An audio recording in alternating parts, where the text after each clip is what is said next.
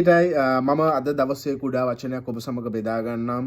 හිතෝපදේශ 15 8 වෙනි පදය මොනවද දෙවියන් වහන්සේ අපිට කතා කරන්න කියලා අපි බලන්න යනවා. මේ උදෑසන මම බයිබලයේ කියවන විට දෙවියන් වහන්සේ මට කතා කළා. මට යම් දෙයක් අවබෝධ වුණා. ඉතින් මම හිතුවා මේක ඔබ සමගත් බෙදාගත්තොත් හොඳයි, ඔබටත් ආශිර්වාදයක් වෙන්න කියලා. හිතෝපදේශ 15 වෙනි පරිච්ඡේදයේ 8 වෙනි පදය. ඒකෙ මෙන්න මෙහෙම කියනවා. දුෂ්ටයන්ගේ පූජාව ස්වාමින් වහන්සේට පිළිකුලක්ය. දුෂ්ටයන්ගේ පූජාව දෙවියන් වහන්සේට පිළිකුලක් කියලා බයිබලයේ සඳහන් කරනවා හිතෝපදේශ පොතේ. අපි ගොඩාක් අය ආසයි පූජාවන් කරන්න නේද? කැපවීම කරන්න, දෙවියන් වහන්සේ උදෙසා දේවල් කරන්න අපි හැමෝම ආසයි. හැබැයි මෙතන කියනවා දෙවියන් වහන්සේට කරන පූජාව ඒක දුෂ්ටකමේ පූජාවක් වෙන්න හොඳ නෑ. ඒක ධර්මිෂ්ඨකමේ පූජාවක් වෙන්න ඕනේ. දැන් අපේ ඔළුවට එන්න පුළුවන් මේ දුෂ්ටයා කියන්නේ කවුද? දැන් අපිට ඒක තේරුම් ගන්න පුළුවන් හොඳම ක්‍රමය තමයි ධර්මිෂ්ඨයා කියන්නේ කවුද කියන එක තේරුම් ගත්තා නම්. මම හිතනවා ඔබ කිතුණුවෙක් හැටියට ගොඩක් අය දන්නවා කවුද ධර්මිෂ්ඨයා කියන්නේ. කවුද ධර්මිෂ්ඨයා කියන්නේ?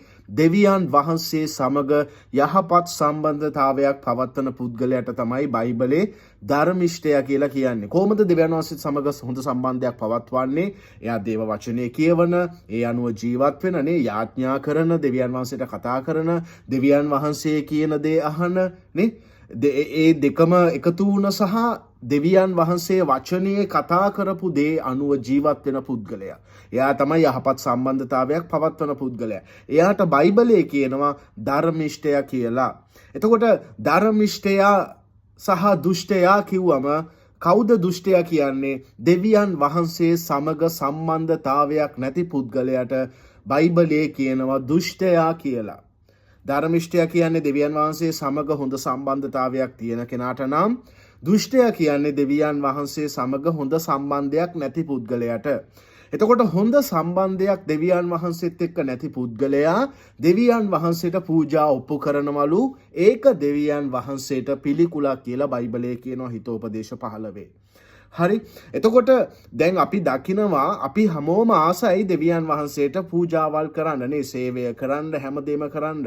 නමුත් අපි කරන හැමදේම දෙවියන් වහන්සේ උදෙසා කියලා හැමදේම කරනවා.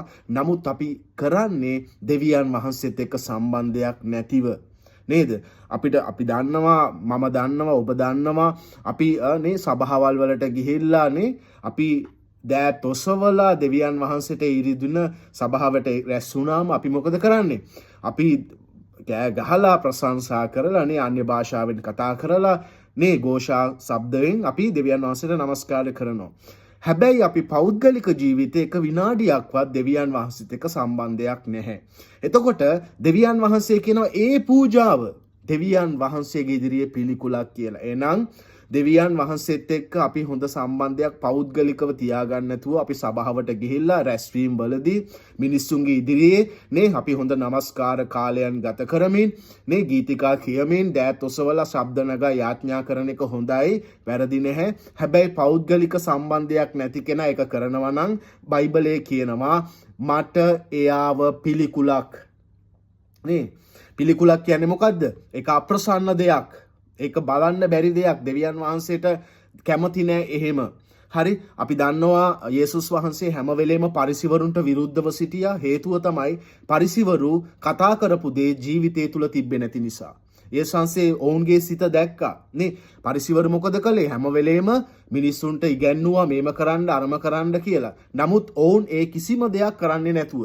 එතකොට අද වර්තමානයේ දෙවියන් වහන්සේ අපිට කියනවා මොනවාද පැහැදිලිව කියන්නේ? ඔයාගේ පූජාව තියෙන්න ඕනේ මා සමග හොඳ සම්බන්ධයක් තබාගෙන මිසක් නැතුව නෙවෙයි. එහෙනම් දෙවියන් වහන්සේ සමග හොඳ සම්බන්ධයක් නැතිනේ අපි කුණුහරුප කියාගෙන ගෙදරනේ යක්කු වගේ ජීවත් වෙලා නේ සභාවට ගිහිල්ලා එක්කෝ සභාවට හරි කොයි හරි අපි සේවයකට ගිහිල්ලා නේද? අපි මොන සේවයක් කරත් මොන පූජාවක් කරත් දෙවියන් වහන්සේ ප්‍රසන්න වෙන්නේ නැහැ අපිට දෙවියන් වහන්සේ සමග හොඳ සම්බන්ධයක් නැත්නම්. ඉතින් අද දවසේ දෙවියන් වහන්සේ අපිට කතා කරපු දේ තමයි මොකක්ද? උන්වහන්සේට කරන පූජාව උන්වහන්සේ සමග හොඳ සම්බන්ධයක් ඇතුව කරන එක තමයි උන්වහන්සේ පිළිගන්නේ. උන්වහන්සේ සමග සම්බන්ධයක් නැතිව කරන මොන ලස්සන පූජාව වුණා. මිනිස්සු කියයි ලස්සනයි බ්‍රදර්, ලස්සනයි සිස්ටර්, ඔයාගේ අද සේවය ලස්සනට තිබ්බා, ගීතිකාව ලස්සනට තිබ්බා, දේශනාව ලස්සනට තිබ්බා කිව්වට වැඩක් නැහැ. මිනිස්සු අපිව ප්‍රශංසා කරයි, නමුත් දෙවියන් වහන්සේ ඒක පිළිකුල් කරනවා. ඒ නිසා අපි දෙවියන් වහන්සේ වෙනුවෙන් යමක් කරනවා නම් ඒ දේ දෙවියන් වහන්සේ සමග හොඳ සම්බන්ධයක් ඇති පුද්ගලෙක් හැටියට අපි හිඳලා ඒ දෙවියන් වහන්සේ වෙනුවෙන් කරන පූජාව, සේවය අපි කරමු. උදාහරණයකට අපි දසයෙන් කොටස දෙන එකත් පූජාවක්. ඒ දසයෙන් කොටස දුන්නට වැඩක් නැහැ සභාවට ගිහිල්ලා අපි දෙවියන් වහන්සේත් එක්ක නැත්තම් අපි සතිය ඉතුරු දවස් 6ම හොරු හැටියට ඉන්නවා නම්, මංකොල්ලකාරයෝ හැටියට ඉන්නවා නම් අපි ඒ එකතු කරපු සල්ලි වලින් දසයෙන් කොටස පූජාව දෙවියන් වහන්සේට වැඩක් නැහැ. ඉතින් අපිට පූජාවල් කරන්න කැමති. බයිබලයේ කියනවා, මම අවසානයේට බෙදා ගන්න. බයිබලයේ කියනවා පූජාවට වඩා කීකරුකමද නේ. එහෙනම් බැටළුවන්ගේ තෙලට වඩා දෙවියන් වහන්සේව දැන ගැනීම යහපත.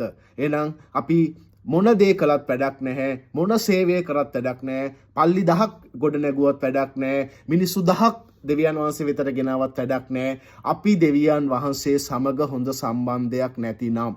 එහෙනම් අද දවසේ අපි හැම කෙනෙක්ම දෙවියන් වහන්සේ සමග හොඳ සම්බන්ධයක් ඇති කරගන්න උත්සාහ කරමු. අපි ආරම්භ කරමු. ඔබ යාඥා කරන්නේ නැත්නම්, බයිබලයේ කියවන්නේ නැත්නම්, ඔබ වැඩ රාජකාරීත් එක්ක ගොඩාක් ඒ දේවල් අතපසු වෙලා තියෙනවා නම්